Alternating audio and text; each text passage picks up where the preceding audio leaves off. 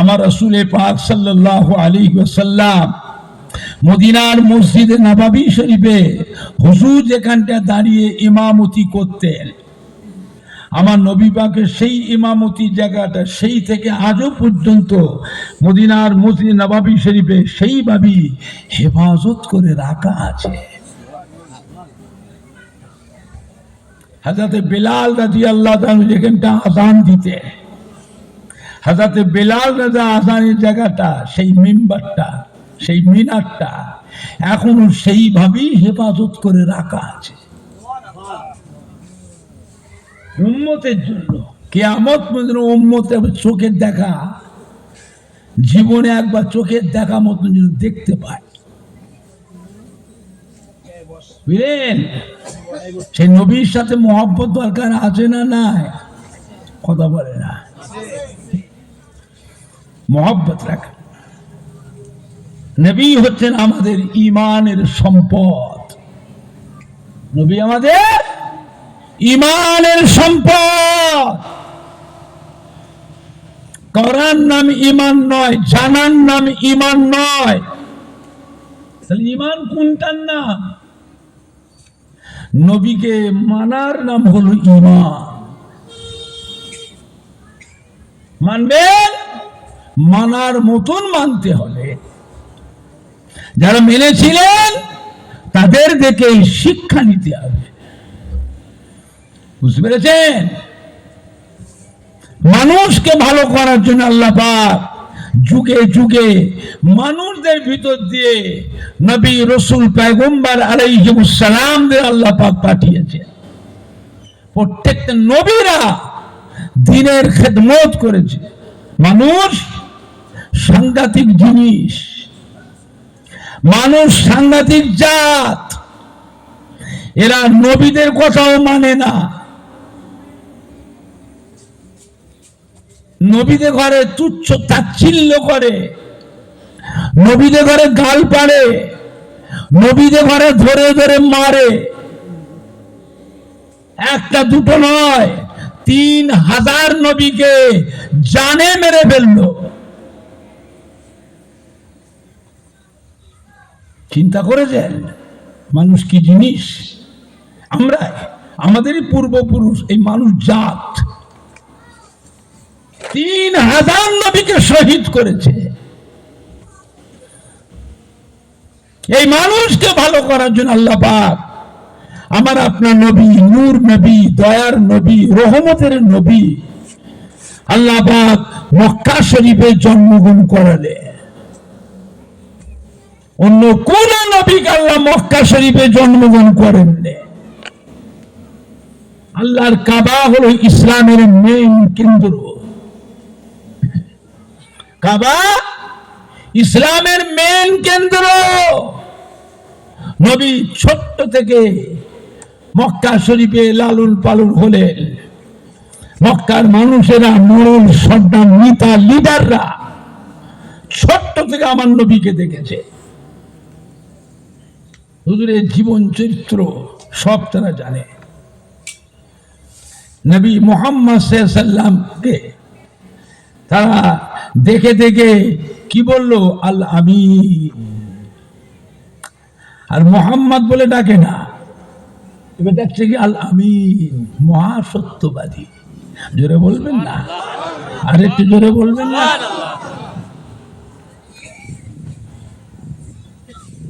আমার নবীর বিরোধিতা মানুষ করেছে, আমার নবীকেও গাল পেড়েছে, আমার নবীকেও মেরেছে না মারেনে? কথা বলে না। আমার নবীর গায়ে হাত তুলেছে, বুঝলে?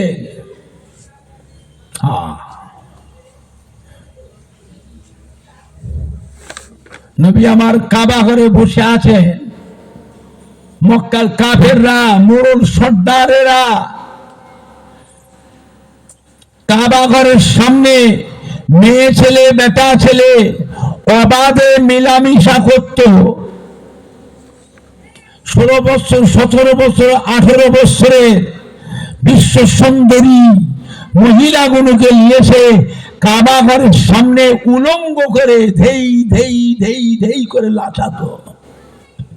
আমি কাবা ঘরে কথা বলছি, আপনার গাম্ভীর গাছি ফুরফুরা শরীফে কথা বলছি না। ওইসব দেখে জওয়ান যুবকেরা ওই আকর্ষণে নবীর কাছে যেন না যায়। নবী কাঁদছে, আল্লাহ কি হচ্ছে, কি হচ্ছে আল্লাহ, আপনি আমায় পাঠালেন দিনের খেদমতের এত বড় দায়িত্ব দিয়ে, এরা কি করছে, এরা কি করছে, কাবার অসম্মান করছে। আমি নবী, আমার অসম্মান, আপনার অসম্মান করছে। আমার নিজের চাচা তো ভাই, তারা আমার বিরুদ্ধে প্রচার করছে। আল্লাহ কি বললেন, হাবিব চিন্তা করবেন না, চিন্তা করবেন না। ওয়ারাফা'না লাকা যিকরাক, ওরা আপনার বিরুদ্ধে যতবারে বলুক, আমি স্বয়ং আল্লাহ আপনার প্রচার সারা পৃথিবীতে আমি আল্লাহ প্রচার করে দেবো। জোরে বলবেন না, আর একটু জোরে বলা যাবে না? হাবিব আপনার বিরুদ্ধে যতবারে বলুক, মন খারাপ করবেন না। মনের মালিককে, কথা বলে না, মনের মালিককে আপনার বিরুদ্ধে যতবারে বলুক, যাদের কাছে আপনার বিরুদ্ধে বলবে, ওদের মনটাকে আমি আল্লাহ আপনার দিকে ঘুরিয়ে দেবো। জোরে বলবেন না? ওরা দলে দলে এসে আপনার কাছে ইমানের কলেমা পড়ে মুসলমান হয়ে যাবে। নবীকে বলল পাগল। দেশ বিদেশ থেকে মানুষ আসে কাবা ঘরে। মানুষের কাছে কি আবু জেহেল, আবু লাহাব, উতবা, সাইবা, শিবা, উমাইয়া, এই মক্কার বড় বড় কাফেরদের লিডাররা দেশ বিদেশ থেকে মানুষ কাবা ঘরে আসছে। তাদের কাছে যে বলছে, আমাদের কাবায় মক্কায় একজন পাগল জন্মগ্রহণ করেছে, আব্দুল্লাহর বেটা, মা আমিনার সন্তান। ওনাকে যাবেন না, ও পাগল। পাগল বলে, হ্যাঁ যাবেন না। তাই নাকি? পাগল তো, ওনার নাম তো সারা পৃথিবীতে প্রচার হয়েছে। তো পাগল কেমন আমরা দেখে আসি, পাগল কেমন, পাগল দেখে আসি। যাবেন না, জাদুকর। জোরে বলুন নাউজুবিল্লাহ। আমার নবীর বিরুদ্ধে মক্কার কাফেররা জাদুকর বলেছিল না বলেনি? একটু হানা কথা বলো, জাদুকর। যাবেন না, তাই নাকি? দেখো দেখে আসি জাদুকর কেমন। যাবেন না, কানে তুলো দেন, তুলো বোঝেন না? কানে তুলো দিয়ে যাও। কেন? ওনার মুখের ভাষা শুনলেও জাদুর আকর্ষণে টেনে নেবে, তাই নাকি? আচ্ছা ঠিক আছে, এবার দেখে আসি। নবী দেখতে এসছে, এসে দেখছে কি, নবী আমার কাবা ঘরের দেয়ালে হেলান দিয়ে বসে আছেন। আমার নবী পাকের নূরের চাঁদ মুখের আলোতে গোটা কাবা ঘরের দেওয়ালটাও আলোয় আলোকিত হয়ে যায়। হবে না? আর একটু জোরে হবে না? এত সুন্দর মানুষ কোনদিন পাগল হতে পারে না। আল্লাহ পাক রব্বুল আলামিন আরবের মানুষের ভাষা করেছিলেন আরবি। ভাষা কি? আল্লাহ পাক আমাদের নবীকে সেই দেশেই পাঠালেন। আমার আল্লাহ পাক কোরআন পাক নাযিল করেছে আরবি। কোরআন পাক কোন ভাষা? ও ভাইজানেরা, আমাদের নবী কাবা ঘরের বারান্দায় মধুর এলহানে কোরআন পাক তেলাওয়াত করে। আমার নবীর মধুর এলহানে কোরআন পাক তেলাওয়াত শুনি মানুষ আর স্থির থাকতে পারলো না। এত সুন্দর নূরের চাঁদ মুখ, এত সুন্দর নূরের মানুষ, এত সুন্দর মধুর এলহানের কোরআন পাক তিলাওয়াত করে।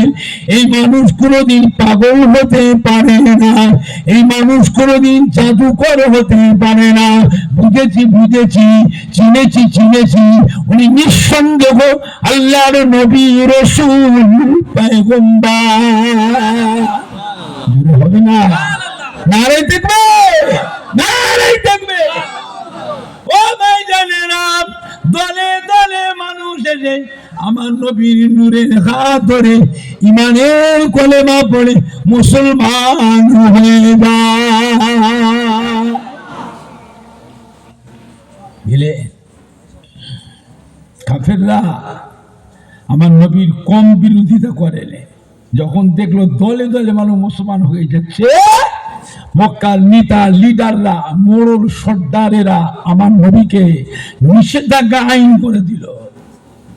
কাবা ঘরে বসতে পারবে না, কাবা ঘরে আসতে পারবেন না, কাবা ঘরে নামাজ পড়তে পারবেন না। মক্কা থেকে বের করে দিল।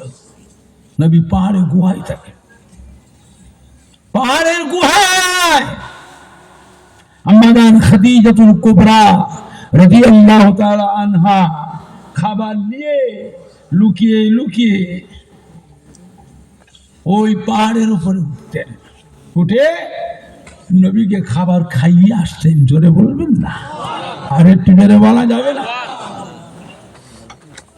জিবরাইল সাহেব এসে দেখতেন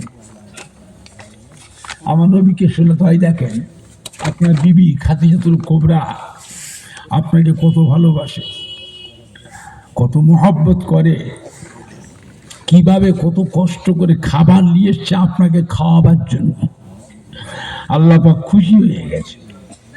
আল্লাহ খুশি হয়ে আপনার বিবি খাদিজাতুল কুবরাকে আল্লাহ স্বয়ং নিজে সালাম বলে পাঠিয়েছে। হবে না?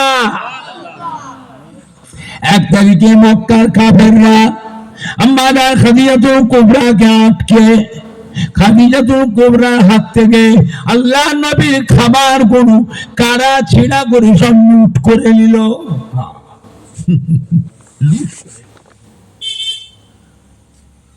আম্মাজানকে ধরে রাখলো, আটকে রাখলো। ওই পাহাড়ে আল্লাহ নবীর কাছে যেতে দিল না। নবী আমার ক্ষুধার যন্ত্রণায় উটের শুকনো চামড়া সেই দিন দাঁত দিয়ে চিবিয়ে ছিঁড়ে ছিঁড়ে খেয়েছিলেন।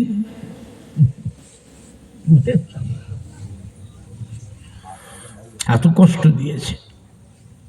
বুঝলে আমার ভাইজানরা, বাপজানেরা, যুবকেরা, কত কষ্ট দিয়েছে কাফেররা। শেষ পর্যন্ত নবীর জানের দুশ্মন হয়ে গেল, নবীকে জানে মেরে ফেললে। নবী ঘরে শুয়ে আছেন, কাফেররা এসে নবীর ঘরটাকে ঘিরে ফেলেছে অস্ত্র নিয়ে, নবীকে জানে মেরে ফেলবে। হযরত জিবরাইল সঙ্গে আল্লাহ পাঠিয়ে দিলেন, যান তাড়াতাড়ি যান, মক্কার অবস্থা ভালো নয়, ওরা আমার নবীর সাথে বেয়াদবি করবে। জিবরাইল আমার নবীকে খবর দেন, উনি যেন আর মক্কায় না থাকে, মক্কা থেকে চলে যেতে বলেন মদিনায়। হযরত জিবরাইল সাহেব এসে রাতের অন্ধকারে ঘরের ভিতরে আমার নবীকে এসে শুনিয়ে দিলেন। নবী চিন্তিত হয়ে পড়লেন, আমি যাব কি করে? মক্কা থেকে মদিনা এপাড়া ওপাড়া, মক্কা থেকে মদিনা 360 মাইল রাস্তা, আমি যাব কি করে? আচ্ছা ঠিক আছে জিবরাইল থামেন, দেখে আসি। আমি একটু দেখি। নবী ঘরের ভিতর থেকে জানালার কাছে গিয়ে ঘরের ভিতর থেকে জানলার ফাঁক দিয়ে একটু উঁকি মেরে দেখলেন ওরা কি পজিশনে দাঁড়িয়ে আছে। সর্বনাশ! অস্ত্রপাতি নিয়ে একভাবে চেয়ে আছে নবীর ঘরের দরজার দিকে, এক জায়গায় নয়, দফায় দফায়। ব্যারিকেডের মতন দফায় দফায় ঘিরে আছে। কাফেররাও মাঝে মাঝে বাইরে থেকে এসে ঘরে, নবীর ঘরের জানলার ফাঁক দিয়ে উঁকি মেরে দেখছে নবী কি করছে। দেখছে নবী শুয়ে আছে, ঘুমোচ্ছে, থাক ঘরে ঢুকিস নি, একটু পরে তো ফজর হবে, কাবা ঘরে ফজরের নামাজ পড়তে যাবে। ওই কাবা ঘরে যাওয়ার সময় পাহাড়ের আড়ালে যে মারবো, জোরে বলুন নাউজুবিল্লাহ। কাবা ঘরটা কোথায়? পাহাড়ের চতুর্পাশে পাহাড়, পাহাড় চতুর্পাশে পাহাড়, মাঝখানে কাবা ঘর। নবী যাবে কাবা ঘরে নামাজ পড়তে, ওই পাহাড়ের ধারে গিয়ে আড়ালে মারবো, জোরে বলুন না নাউজুবিল্লাহ মিন যালিক। নবী আরো চিন্তিত হয়ে পড়ে, আল্লাহ আমি কি করে ঘর থেকে বেরোবো? আল্লাহ বলে, হাবিব চিন্তা করবেন না, ব্যবস্থা আমি করে দিচ্ছি। হযরত জিবরাইল আসলামকে আল্লাহ হুকুম করলেন, যান মরুভূমি থেকে গিয়ে এক মুষ্টি বালু তুলে নিয়ে এসে ঘরের ভিতরে আমার নবীর হাতে দিয়ে তুলে দেন। হযরত জিবরাইল আসলাম মরুভূমিতে এক মুষ্টি বালু নিয়ে এসে ঘরের ভিতরে আমার নবী পাকের হাতে দিলেন। আল্লাহ হুকুম করলেন, হাবিব ওই বালুটার উপরে সূরা ইয়াসিন পাকের আয়াত পাক করে ফুঁক দেন। ফুঁক দেন। নবী সূরা ইয়াসিন পাকের আয়াত পড়ে ফুঁক দিলেন। আল্লাহ বললেন ছড়িয়ে দেন। নবী বলছে, আল্লাহ ওরা তো কাফেররা ঘরে, আমার ঘরে ঢুকে নেই, ওরা বাইরে আছে, আমি ঘরের ভিতরে আছি। আল্লাহ ছড়ান। আমি ছড়ালে কি হবে? ওরা তো বাইরে, আমি তো ঘরের ভিতরে, ঘরের ভিতরে ছড়ালে কি হবে? আল্লাহ বলে, হাবিব চিন্তা করেন, ছড়ান না, পৌঁছাবার দায়িত্ব আমার। যদি হবে না, পৌঁছাবার দায়িত্ব কার? আল্লাহ বলছে আমার। নবী আমার সূরা ইয়াসিন পাকের আয়াত পাক পড়ে ওই বালুটাতে ফুঁক দিয়ে বিসমিল্লাহ বলে ছড়িয়ে দিলেন। আল্লাহ হুকুম করলেন, জিবরাইল রেডি হয়ে যান, একটা বালির দানা যেন নিচই না পড়ে। প্রত্যেকটা বালির দানা কাফেরদের চোখে চোখে ঢুকিয়ে দেন। ফেরেশতা আছে না নাই? কথা বলে না। আমাদের কাছেও আছে না নাই? কোনদিন দেখেছিলেন? তাও বলেন না। আছে না নাই? কোনদিন দেখেছেন? তাহলে নেই, তাহলে নেই।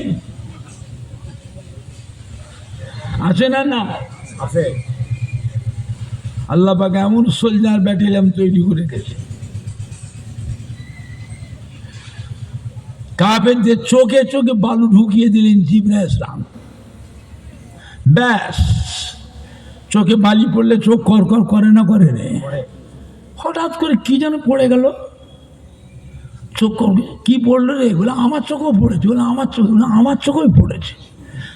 চোখ লগড়াচ্ছে, যত চোখ লগড়াচ্ছে আল্লাহর হয়ে চোখ একেবারে ধোঁয়া হয়ে যাচ্ছে। বালি তো চোখের ভিতরেই আছে, করকর তো করতেই আছে, ততই লগড়াচ্ছে। যত লগড়াচ্ছে আল্লাহর হুকুমে কাফেরদের চোখগুলো ঘোলা হয়ে যাচ্ছে, ঘোলা। আল্লাহ বলে, হাবিব কাজ করে দিয়েছি, আর চিন্তা নেই, আপনি নিশ্চিন্তে ঘর থেকে বেরিয়ে ওদের সামনে দিয়ে যান, ওদের মুখে চোখের সামনে দিয়ে যান। নবী ঘরের ভিতরতে বেরিয়ে পড়লেন। বেরিয়ে দরজায় দাঁড়িয়ে একটু দেখছেন, কাফেরদের দিকে দেখছে। ওরা তো যে যার কাজে আছে, যে যার কাজে আছে। নবী দাঁড়িয়ে দাঁড়িয়ে দেখছেন। আল্লাহ বলে, হাবিব দেরি করবেন না, চলে যান, চলে যান, ওদের সামনে দিয়ে চলে যান। নবী বেরিয়ে সামনে দিয়ে গা দিয়ে গা দিয়ে গা দিয়ে গা দিয়ে পাশ দিয়ে পাশ দিয়ে সোজা বেরিয়ে চলে গেলেন। কেউ আর দেখতে পেল না। জোরে বলবেন না? জোরে বলা যাবে না। সোজা গিয়ে আবু বকর সিদ্দিকের বাড়ির দরজায় আস্তে করে ঠোকা দিলেন। সঙ্গে সঙ্গে আবু বকর সিদ্দিক ঘরের দরজাটা খুলে গেল। ঘরের দরজা খুলতেই আবু বকর দেখতে পেল ঘরের দরজার সামনে আল্লাহ রসুল দাঁড়িয়ে আছে। আসসালামু আলাইকা ইয়া রাসূলুল্লাহ ইয়া হাবিবাল্লাহ। আল্লাহ নবীর সালামের উত্তর দিলেন। আল্লাহ নবী জিজ্ঞাসা করছে, আবু বকর খবর কি? খবর ভালো, কোনো অসুবিধা নেই। মদিনায় যাবেন এখন? আরে মদিনায় যাব। থামো, আমার কি হয়েছিল জানো? কাফেররা তো আমার ঘরটা ঘিরে ফেলেছিল অস্ত্র দিয়ে, আমায় জানে মেরে ফেলবে। আমি কি অবস্থায় আসছি আপনার বাড়িতে? আমি আপনার বাড়িতে দুদিন থাকবো না, এখনই মদিনায় যাব। এত তাড়াতাড়ি কাপড় চুপড় রেডি হয়ে গেলে এই খবরটা কে বলে গেল আপনাকে? একেবারে কাপড় চুপড় পরে গাঁটটি মাথায় করে দরজার পাশে দাঁড়িয়ে আছেন, এমন পজিশনে দাঁড়িয়েছেন আবু বকর সিদ্দিক। আল্লাহ নবী আসবেন, সঙ্গে সঙ্গে নবীকে সাথে করে নিয়ে মদিনায় রওনা হবে। এই খবরটা কে বলে গেল? এত তাড়াতাড়ি রেডি হয়ে গেলে?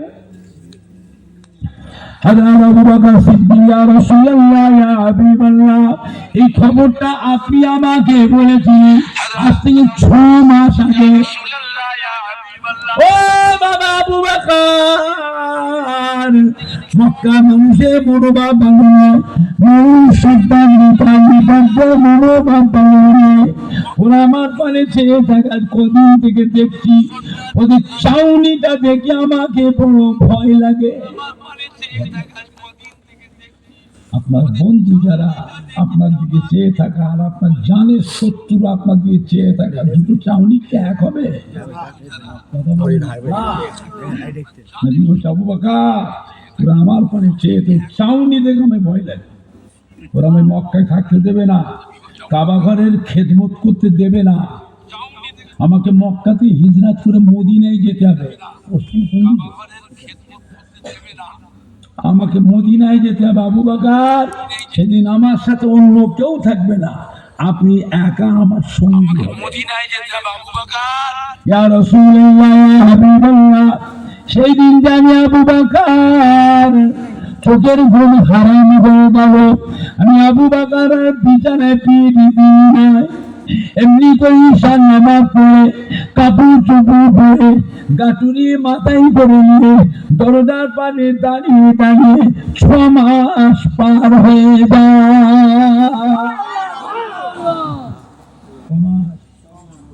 6 মাস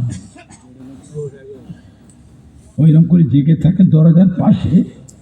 আর আবু বকর সিদ্দিকের বিবি এসে জিজ্ঞেস করে, কি ব্যাপার আপনি ঘুমাননি? কিচ্ছু না, এরকম করে দরজার পাশে গাঁটলি মাথায় করে দাঁড়িয়ে থাকেন, কি ব্যাপার? কার জন্য দাঁড়িয়ে আছেন এরকম করে? হ্যাঁ, আবু বকর কিন্তু বিবিকেও বলেননি। কি বলেছিলেন? বিবি রে, আমার সাথে অন্য কেউ থাকবে না, তোমাকে আমি ভালোবাসি, তোমার থেকেও যাকে বেশি ভালোবাসি তার জন্য দাঁড়িয়ে থাকি। জোরে বলবেন না? আবু বকর সিদ্দিকের বিবিও আল্লাহ নবীর দিওয়ানা ছিলেন না? ছিলেন না? এই ভাষাটা বলেছেন, বিবি রে চিন্তা করিনি, তোমাকে যে ভালোবাসি, আমি তোমার থেকেও যাকে বেশি ভালোবাসি তার জন্য দাঁড়িয়ে থাকি। কিন্তু আল্লাহ নবীর নাম কিন্তু বললেন না। আবু বকর বলে, ইয়া রাসূলুল্লাহ হাবিবাল্লাহ, আমি আপনার জন্য দাঁড়িয়ে থাকি, আপনার নাম আমি ছেলে মেয়ে বিবি কারোর কাছে গল্প করি কাউকে। আল্লাহ নবী যখনই শুনলেন আবু বকরের হাতটা ধরে ফেললেন, চলে। এই সময় এই সুযোগে মদিনায় চলে যায়। রওনা হয়ে গেলেন মদিনায়। রাস্তায় যেতে যেতে পাহাড়ের ধারে গেছেন। কাফেররা বেলা উঠছে তো, কাফেররা আল্লাহ নবী ঘর থেকে বেরোননে, কাবা ঘরে নামাজ পড়তে যাবেন, বেরোননে ঘরের ভিতরে ঢুকে পড়েছে কাফেররা। ঢুকে দেখবে আসলে মোহাম্মদ নেই তো। হাজা মোহাম্মদের বিছানায় হাজা আলী শুয়ে আছেন, আল্লাহ নবীর চাদরটা গায়ে দিয়ে। মোহাম্মদ গেল কোথায়? কোনটাতে বেরোলো? কোন দিকে গেল রে?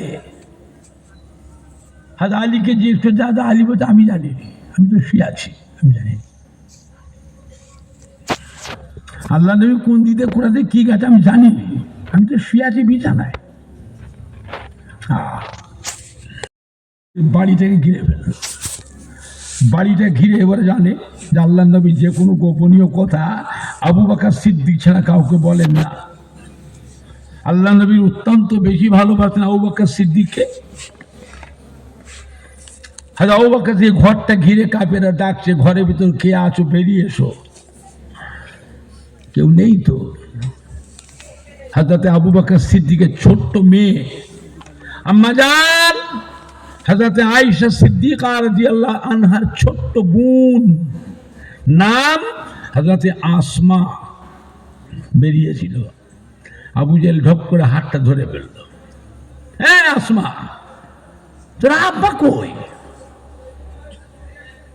হ্যালো, আসমা বলছে চাচা জান জানিনি। আসলে কি জানতো? ছবি তুলনি। হ্যাঁ,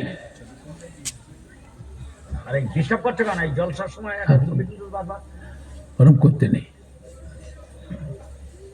একটু একটু ছেলেগুলো মোবাইলেই করছে। কি হলো, কি সময় এলো, লেখাপড়া শেষ হয়ে গেছে। বাচ্চাগুলো ছেলে মেয়েদের লেখাপড়া শেষ এই মোবাইলে। কথা ঠিক না ভুল বলছি? যাচ্ছে না, খাবেও না। মোবাইল দাও, ওইসব দেখবো। কি দেখবে? মোবাইলে সব কি বলে যে কি দেখে, কার্টুন দেখবে। একটু বাচ্চাগুলো খাবে না তো, মা ঘুরছে খাবার নিয়ে করে ছবি দাও, মোবাইল দাও। ও মোবাইলে চেয়ে আছে, মা খাওয়াচ্ছে, চেয়ে আছে, ও খাচ্ছে।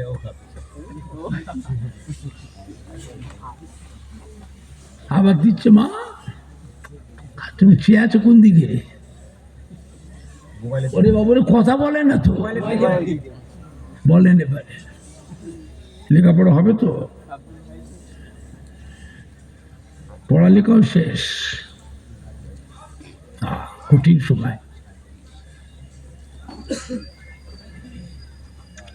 হযরত আবু বকর সিদ্দিকের ছোট্ট মেয়ে আসমাকে আবু জেহেল জিজ্ঞেস করছে, হযরত মুহাম্মদ আসলো এক্ষুনি, কোথায় আছে বলতো? কাফেরি বুদ্ধি দেখেছেন? ওই বাচ্চা ছেলেটাকে জিজ্ঞেস করলে ঘরের সব কথা ওর মুখ দিয়ে পাওয়া যাবে না? যাবে না? কথা বলে যাবে। জিজ্ঞেস করছে হযরত মুহাম্মদ আসলো, কোথায় গেল বলো? বলে চাচা জান জানিনি। যেই বলেছে জানিনি তো মার। আবু জেহেল মারছে কাকে? হযরত আবু বকর সিদ্দিক ছোট্ট মেয়ে হযরত আসমাকে। এত মারতে লাগলো, লাজুক মেয়ে, বাচ্চা মেয়ে, মুখ ফেটে গেছে, জমিনে পড়ে গেছে, গলা কাটা মুরগির মতো লুটোরিট করছে, তার উপর মারছে। গায়ের চামড়া ক্ষত বিক্ষত হয়ে রক্তাক্ত হয়ে বালুতে পড়ে গলা কাটা মুরগির মতো লুটোরি করছে। মারবেন না চাচা যান, মরে যাবো, আর মারবেন না। জানিনি চাচা যান, জানিনি। আসলে কি জানতো? কি জানতো? ওই মারকে বাচ্চা মেয়ে আসমা জমিনে পড়ে লুটোলুটি করে কাঁদছে। আর মারবেন না চাচা যান, মরে যাবো চাচা যান, আর মারবেন না। কাঁদছে আর বলছে আব্বা আব্বা আব্বা আব্বা আব্বা, মেরে ফেললো আব্বা গো, মেরে ফেললো আব্বা। এই আব্বা শব্দটা কান্নার ছোট্ট মেয়ে আসমার, ওই আব্বা শব্দটা মরুভূমিতে গিয়ে ওই বালু পাহাড়ের গুহার মুখে আবু বকর সিদ্দিকের কলিজায় গিয়ে ধাক্কা লাগলো। এই জন্যই তো ছেলেরা মেয়েরা বিদেশে থাকে, যদি কখনো কোনো সময় ছেলে মেয়েদের কোনো বিপদ হয়, আল্লাহ পাক সর্বপ্রথমে বাপ মায়ের অন্তরে আগে দাগা দিয়ে দেয়। জোরে বলবেন না? ছেলে মেয়ে মা বাপের বড় মায়ার জিনিস। ইয়া রাসূলুল্লাহ, ইয়া হাবিবাল্লাহ, আমার বাড়িতে কাফেররা এসে ঘিরে ফেলেছে। আমরা বেরিয়ে আসার পরে আবু জেহেল দল বললি আমার ঘরটা ঘিরে ফেলে। আমার ছোট্ট মেয়ে আসমা, আদরের মেয়ে আসমাকে এত মারছে, আমার আসমার মুখ ফেটে, গাল ফেটে, শরীর ক্ষত বিক্ষত হয়ে রক্তাক্ত হয়ে মাটিতে পড়ে গেছে, লুটোলুটি করে কাঁদছে। ইয়া রাসূলুল্লাহ একটু দোয়া করেন, মেরে ফেললো, ইয়া রাসূলুল্লাহ মেরে ফেললো, আপনি একটু দোয়া করেন। এই শব্দটা শুনে আল্লাহর নবী কিন্তু ঘাবড়ে গেছিলেন। যে জন্য আবু বকরকে মানা করেছিলাম, এই কোথায় দিয়ে কোন যাব এই খবরটা কারো কাছে গল্প করবেন না। খবরটা আবু বকর জেনে ফেলেছে, খবর হয়ে গেছে। এখন উপায়, আবু বকর তোমার আদরে মেয়ে আসমাকে কাফেররা মেরে ফেলছে। ছেলে মেয়ে মা বাপের বড় মায়ার জিনিস, ছেলে মেয়ে গিয়ে পানিতে ডুবে যায়, বাপ মা ছেলে মেয়েকে বাঁচাবার জন্য পানিতে ঝাঁপ দেয়, ছেলে মেয়ে যে আগুনে পড়ে যায়, বাপ মা ছেলে মেয়েকে এত ভালোবাসে, বাচ্চাকে বাঁচাবার জন্য বাপ মা আগুনে ঝাঁপ দেয়। ও বাবা আবু বকর, তোমার আদরে মেয়েকে মেরে ফেলছে কাফেররা, তুমি তো তোমার আদরে মেয়ে আসমাকে বাঁচাবার জন্য আমাকে রেখে পালাবে। আবু বকর রে, তুমি আমাকে রেখে এবারে পালাবে?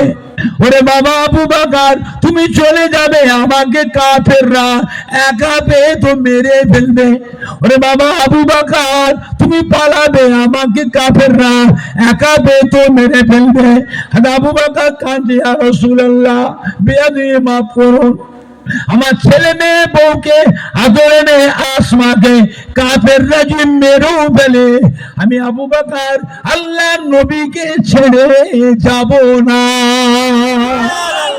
বলবেন না, আর জোরে বলা যাবে না। ভালোবাসা কাকে বলে, মহব্বত কাকে বলে? সব চলে যাবে, যাকে ভালোবাসি তাকে ছাড়বো না, তাকে জীবন চলে গেল ছাড়বো। আবু বকর কি বললেন, হুজুর এখানে দাঁড়ালে হবে না, কাফেররা খুঁজে খুঁজে এখানে আসবে, বেলা উঠে যাচ্ছে, অনেক দূর থেকে দেখতে পেয়ে যাবে আমাদের ঘরে, মরুভূমি একটা জায়গায় আশ্রয় নেন। হ্যাঁ, আবু বকর সিদ্দিক আল্লাহর নবীকে নিয়ে পাহাড়ের গুহার মধ্যে ঢুকে পড়লেন। কাফেররা আল্লাহর নবী আবু বকর সিদ্দিকের পায়ের ছাপ দেখলো, মরুভূমির বালুতে পায়ের ছাপ পড়ে গেছিল। কাফেররা ওই জায়গা থেকে ছুটে ছুটে এসেছে, ওই পাহাড়ের গুহার মুখে এসে দাঁড়িয়েছে। কাফেররা বলা বলি করছে, এর ভিতরে ঢুকেছে রে, এই গুহার মধ্যে আছে, ঢোক, বার কর। বেলা উঠছে তো, আর মানুষের চলাফেরা, তার ছায়াটা ওই পাহাড়ের গুহার ভিতরে পড়ছে। আবু বকর বলে, হুজুর আর উপায় নেই, ওরা এসে গেছে এখানে, গুহার মুখে ঘোরাফেরা করছে আর বলা বলি করছে, এর ভিতরে ঢুকেছে, টেনে বার কর, আমাদের তো পালাবারও বুদ্ধি নেই, আমাদের তো মেরে ফেলবে। আল্লাহ নবী কি করেছিলেন, আবু বকর সিদ্দিককে ধমক দিলেন, চুপ চুপ। আবু বকর শুনে রেখে দাও, আমরা দুজনে এখানে নাই, আমাদের সাথে রব্বুল আলামিন আল্লাহ পাক আমাদের সাথে আছে, আল্লাহ পাক আমাদের হেফাজত করবে। বুঝলেন, হেফাজত করবেন কে? আল্লাহ। ফিরআউন যখন হযরতে মূসা আলাইহিস সালামকে ঘিরে ফেলেছিল, চতুর্দিকে মরুভূমিতে ঘিরে ফেললো ফিরআউন, দলবল সৈন্য, হাজার হাজার সৈন্য ঘোড়ার পিঠে ছুটে ছুটে এসে মূসা আলাইহিস সালামকে ঘিরে ফেলে, তার দলবলকে ঘিরে ফেললো। তিন দিক দিয়ে ঘিরেছে, আর একদিকে লীল দরিয়া, লীল দরিয়া কাফেররা ঘিরে ফেলেছে। উম্মতরা কি বলছে, ও হযরতে মূসা, আমরা তো ধরা খেয়ে গেলাম, আমাদের তো মেরে ফেলবে, আর তো বুদ্ধি নেই, তিন দিক দিয়ে ঘিরে ফেলেছে, সামনে দরিয়া, কোথায় যাবে? হযরত মূসা আলাইহিস সালাম কি বলেছে, থামো, আল্লাহ পাক আমাদের সাথে আছেন, আল্লাহ আমাদের রাস্তা দেখাবেন, জোরে বলবেন। কে রাস্তা দেখাবে? আল্লাহ। আল্লাহ। মুসা আলাইহিস হাতে ছিল লাঠি, মুসা আলাইহিস হাতে লাঠি ছিল। আল্লাহ হুকুম করে, হ্যাঁ মুসা আলাইহিস সালাম এই লাঠি ঢেলে দরিয়ার পানিতে মারেন, জোরে দাম করে মারেন দরিয়ার পানিতে। হযরত মুসা আলাইহিস সালাম লাঠি ঢেলে দরিয়ার পানিতে দাম করে মারলেন, সঙ্গে সঙ্গে দরিয়ার পানিতে 12টা রাস্তা হয়ে গেল। সুবহানাল্লাহ। এগুলো গল্প না, কোরআন শরীফে আছে। আছে। বাঁচাবার মালিক কে? আল্লাহ। বাবা, হযরত মুসা আলাইহিস সালাম তার দলবল নিয়ে ওই দরিয়ার পানির উপর দিয়ে চলে যাচ্ছে। হযরত মুসা আলাইহিস সালাম দলবল নিয়ে দরিয়ার মাঝখানে চলে গেছে। ফিরআউন তার সৈন্যদের নিয়ে দরিয়ার কিনারায় এসে দেখছে যে মুসা আলাইহিস সালাম দলবল নিয়ে পার হয়ে যাচ্ছে। বাহ, এত সুন্দর রাস্তা দরিয়াতে, কি সুন্দর রাস্তা রে, চল। হযরত মুসা আলাইহিস সালাম দলবলের ঘোড়াগুলো ছিল মেয়ে ঘোড়া। কি ঘোড়া? মেয়ে ঘোড়া। মেয়ে ঘোড়া। আর ফিরআউনের ঘোড়াগুলো ছেলে ঘোড়া। মদ্দা ঘোড়া ছিল, ছেলে ঘোড়া, বুঝলেন? ঘোড়ার পিঠে চাবুক মারলো, ঘোড়া নেমে গেল। ওই রাস্তা দিয়ে সংসক্র চলে যাচ্ছে। দরিয়ার মাঝখানে পৌঁছেছে, আর মুসা আলাইহিস সালাম দলবল নিয়ে দরিয়া উপারে চলে গেছে। দরিয়ার মাঝখানে যখন আল্লাহ বললেন কোন, ওই যা আগে যেমন ছিলিস তেমন ফায়াকুন, শুরু হয়ে গেল তুফান। রাস্তা শেষ, দরিয়ার পানি ঢেউ, তুফানে ফেরাউনের দলবল সব ডুবে ডুবে মরে গেল। ফেরাউন কিন্তু একলা ডুবছে আর উঠছে, পানি খেয়ে পেট ফুলে দম্বু হয়ে গেল। এখন বলছে ফেরাউন, আল্লাহ আমি ঈমান আনছি, আমি মুসলমান হব, আমি কলমা পড়ছি, আল্লাহ আমি মুসলমান হয়ে যাচ্ছি। আল্লাহ বলে এখন আর হবে না, যুগের পর যুগ, শতাব্দীর পরে শতাব্দী আমার বান্দাদের উপর অত্যাচার করেছ, জুলুম করেছ, এখন তোকে ছাড়বো না, তোকে মারবই, তোর কলেমা তোর তওবা আমি কবুল করব না। হ্যাঁ, আর কি বললেন? তোকে ডুবিয়ে মেরে ফেলবো, শুধু পানির তলিয়ে যাবি, পানি খেয়ে নেবে, পচে যাবি, মাটি খাবে, সবাইকে নিষেধ করে, পোকা মাকড়ও খাবে না, তোর দেহকে আমি হেফাজত করে শুটকি মাছ করে রাখবো কিয়ামত পর্যন্ত। যারা যারা ফেরাউন হবে তারা যেন তোর লাশটা দেখে শিক্ষা নিতে পারে। বলেছেন আনা রব্বুকুমুল আলা, আমি তোমাদের বড় খোদা। জোরে বলুন না, কি বলেছিল? আমি তোমাদের বড় খোদা। জোরে বলুন না, নাউযু বিল্লাহি মিন যালিক। এখনো ফেরাউনের লাশ মিশরে আছে, জাদুঘরে এখনো আছে, আজও মানুষ যায়, দেখতে যায়। আল্লাহ বলেছে কুল সিরু ফিল আরদ, বলেন না আমার জমিনটাকে সৈর করে দেখো কোথায় কি আছে, আমার নিয়ামত দেখো। মানুষ যায়, বুঝলে, ফেরাউনের লাশ দেখে, হ্যাঁ এখনো আছে, বুঝতে পেরেছে? শুটকি মাছ হয়ে আছে। আমার ভাইজানরা, বাপজানেরা, আবু বকর সিদ্দিক আল্লাহর নবী ধমক দিলেন, চুপ, কথা বলো না, কথা বলো না। আল্লাহ পাক আমাদের সাথে আছেন, আল্লাহ পাক আমাদের হেফাজত করবেন। জোরে বলবেন। সঙ্গে সঙ্গে পাহাড় গুহার মুখে মাকড়সা কি করেছিল? আর কবুতর ডিম পেড়ে তা দিচ্ছে, বাচ্চা তুলবে। ওই কাফেরদের দলের মধ্যে দুটো ভাগ হয়ে গেল। এক দল বলছে এই গুহার ভিতর ঢুকেছে, আর এক বলছে না, মানুষ ঢুকলে তো মাকড়সার জালটা সূক্ষ্ম জিনিস ছিঁড়ে যেত, আর কবুতর ভয়েতে উড়ে পালাতো। আর তোরা এইখানে সময়টা কাটাচ্ছিস, উনি মদিনায় চলছে ওই দিক দিয়ে, ওই দিকে চ। কাফেররা ওখান থেকে বেরিয়ে চলে গেল। জোরে বলবেন না, আর একটু জোরে বলা যাবে না? নবী আমার গুহার ভিতরে আছেন। আবু বকর সিদ্দিককে বলছে, বাবা আবু বকর, আজ করাত খেতে পারিনি, খাওয়া হয় না ভয়ে, চিন্তায় চিন্তায় ঘুমও নেই। আবু বকর ক্লান্ত হয়ে পড়েছি, আমার একটুখানি রেস্টের দরকার, ঘুমানোর দরকার। কোথায় কি করব? হাজরত আবু বকর বললে, হুজুর চিন্তা করবেন, আমার কোলে মাথা দেন না, আপনি আমার কোলে মাথা দিয়ে ঘুমান, আমি আবু বকর জেগে জেগে পাহারা দিচ্ছি। জোরে বলবেন না? আল্লাহ নবী আবু বকর সিদ্দিকের উরুর উপরে, কোলের উপরে মাথা দিয়ে নবী পাক ঘুমিয়ে, আবু বকর বসে বসে আমার নবী চাঁদ মুখটা দিদার করছেন। জোরে বলবেন? আর মাঝে মাঝে পাহাড়ের গুহার ভিতরে, কোন জমানার পাহাড়, চেয়ে চেয়ে দেখছে মেলায় সাপের গর্ত গো। কিসের গর্ত? সাপের গর্ত। সর্বনাশ!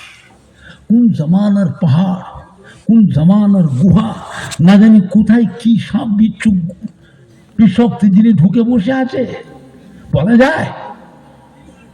যদি বেরিয়ে পড়ে নবীকে কামড়াবে, নবী ঘুমোচ্ছে। হযরত আবু বকর সিদ্দিক গায়ের চাদর অথবা মাথার পাগড়িটাকে ছিঁড়ে ছিঁড়ে সাপের গর্তগুলো মোজাতে লাগলেন। মোজাতে মোজাতে কাপড় ফুরিয়ে গেছে, আর নেই, দুটো গর্ত বাকি রয়েছে, সব মুজিয়ে ফেলেছে, কাপড় ফুরিয়ে গেছে, দুটো বাকি আছে। একটা গুহার ভিতরে, গুহার মুখে আবু বকর সিদ্দিকের পা দিয়ে টিপে ধরলেন, আর একটা মুখে হাত দিয়ে টিপে ধরলেন। না জানি কি থাকে, পোকামাকড়, বিচ্ছু, সাপ বেরিয়ে পড়ে। ওর ভিতরে ছিল বিষাক্ত পুরাতন পাকা সাপ, পুরনো পাকা সাপ ছিল। কোন জামানার সাপ? সাপটা ছিল হযরতে ঈসা আলাইহিস সালামের জামানার সাপ, বুঝলেন? হযরতে ঈসা আলাইহিস সালাম এক সময় ওয়াজ করছিলেন সাহাবা উম্মতদের নিয়ে, বলেছিলেন, বাবারা, অদূর ভবিষ্যতে আখিরি জামানার পয়গম্বর মক্কার কাফেরদের অত্যাচারে উনি এই রাস্তা ধরে মদিনায় যাবে। মদিনায় যাওয়ার পথে বেলা উঠে যাবে, এই পাহাড়ের গুহার মধ্যে এসে আশ্রয় নেবে। ওইখানে ছিল বিষাক্ত সাপ। সাপ মুসা আলাইহিসসালামের ভাষাটা শুনে ফেলেছিলেন। সাপ সেই দিন নিয়ত করেছিল, আখিরি জামানার পয়গম্বর কেমন, তার নূরের চাঁদ মুখটা একবার দিদার করব। সাপ খুঁজে খুঁজে সে ওই গুহার ভিতরে এসে, পাহাড়ের গুহা, ওই গর্তের মধ্যে ঢুকে বসে আছে। আর নিয়ত করেছিল, শত্রুরা গুহার ভিতরে ঢুকবে নবীর সাথে বেয়াদবি করতে, আমি সাপ ওই শত্রুদের ধরে ধরে খাবো। সাপ বুঝতে পেরে গেছে নবী এসে গেছে, সাপ জেনে ফেলেছে। কি করে? আল্লাহ পাক আমাদের নবীকে এমন নিয়ামত করেছিলেন, হুজুরের নূরের চেহারা মুবারক থেকে সবসময় মিশকা আম্বার আতরের থেকে বেশি খুশবু বেরোতো। সাপ বুঝে এসে গেছে। নবীর দিদারের জন্য সাপটা গুহার ভিতরে হুড়োহুড়ি করছে, বেরোতে পারছে না তো, সব রাস্তা আবু বকর বন্ধ করে দিয়েছে, বেরোতে পারছে না তো, রাস্তা বন্ধ তো, বেরোবে কি করে?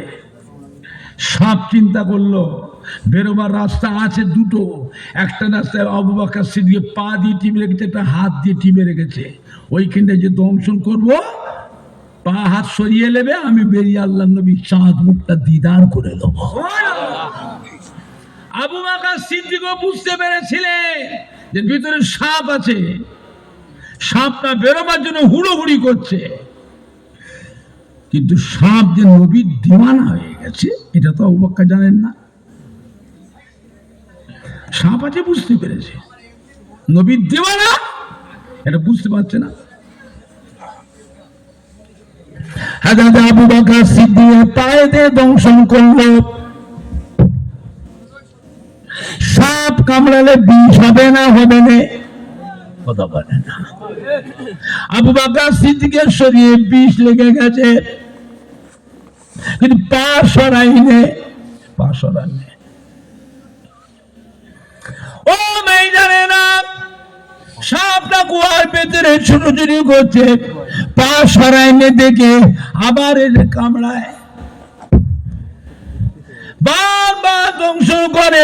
হযরত আবু বকর সিদ্দিকের শরীরে বিষে বিষে বিষে বিষে গোটা শরীরটা জর্জরিত হয়ে গেল, শরীরের রংটা নীল হয়ে গিয়েছে, পা সরাচ্ছেন না। আবু বকর চিন্তা করছে পা সরালে সাপটা বেরিয়ে যদি আল্লাহর নবীকে কামড়ায়। ও ভাইজানেরা, হযরত আবু বকর সিদ্দিক বুঝতে পারলো আর আমি বাঁচবো না, মরে যাব, আর বাঁচবো না, আমি মরে যাব।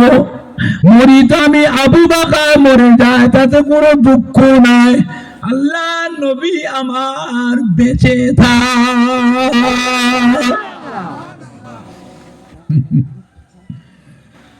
ও ভাইজানেরা, হযরত আবু বকর সিদ্দিক সাপের বিষের জ্বলনে সহ্য করতে ঝরঝর করে কেঁদে ফেললেন। চোখের গরম পানির টুপা আল্লাহ নবীর চেহারার উপরে পড়ে গেল। আবু বকর সিদ্দিকের চোখের পানি পড়া মাত্র আল্লাহ নবী ঘুমটা ভেঙে গেছে। আল্লাহ নবী কোলে মাথা রেখে চেয়ে দেখছেন আবু বকর কাঁদছো কেন?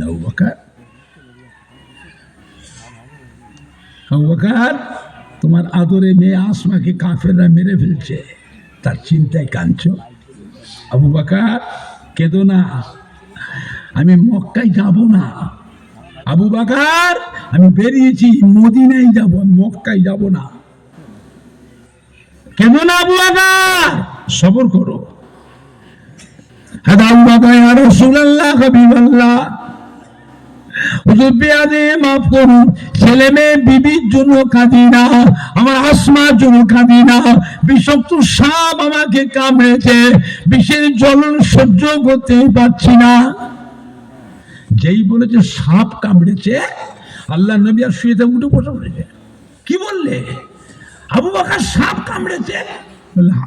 সাপ বারবার করে কামড়েছে, বিষে বিষে গোটা শরীরটা নীল হয়ে গিয়েছে, আমি আর সহ্য করতে পারছি না। আল্লাহ নেই, আবু বকর এতক্ষণ বলনি কেন? এত কষ্ট করলে? যখন প্রথম কামড়েছে আমায় যদি উঠাতে এত কষ্ট হতো না, এতক্ষণ কষ্ট সহ্য করলে। হযরত আবু বকর সিদ্দিক, ইয়া রাসূলুল্লাহ, বিয়াদি মাফ করুন, আমার চোখের পানি আপনার ঘুম নষ্ট করেছে, হারামের ঘুম, কদিন ঘুম নাই, ক্লান্ত শরীর।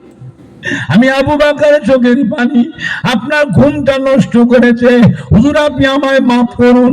যদি মাফ না করেন, কিয়ামতের ময়দানে আমি আবু বকর আল্লাহ পাকের সামনে মুখ দেখাতে পারবো না। আবু বকর কি করলে? আমার নবী পেয়ারা হাবিব, তার আরামটা আমার কাছে আগে না তোমার জীবনটা আমার কাছে আগে? ও আবু বকর, আমার হাবিবকে তুমি কষ্ট দিয়েছো, ক্লান্ত শরীরে না খাওয়া, কদিন ঘুম নাই, এর গুহার ভিতরে যে তোমার কোলের উপরে মাথা রেখে একটু আরাম করছিল, তুমি আমার বন্ধুকে ঘুমোতে দাও না, কষ্ট দিয়েছো।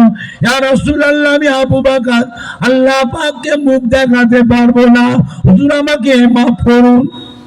আল্লাহ নবী হযরত আবু বকর সিদ্দিককে মাফ করে দিলেন।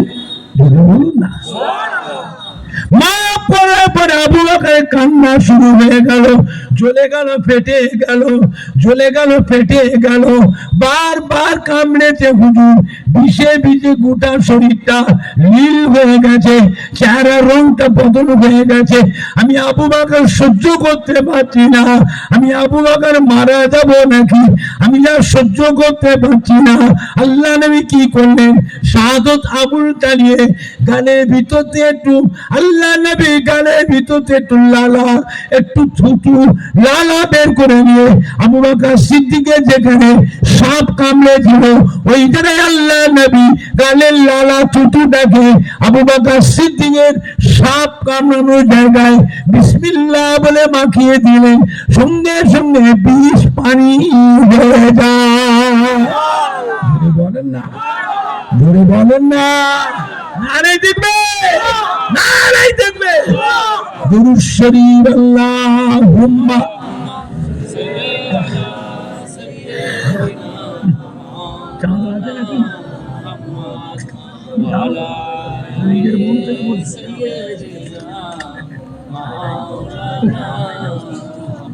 জোরে জোরে আল্লাহুম্মা সাল্লে আলা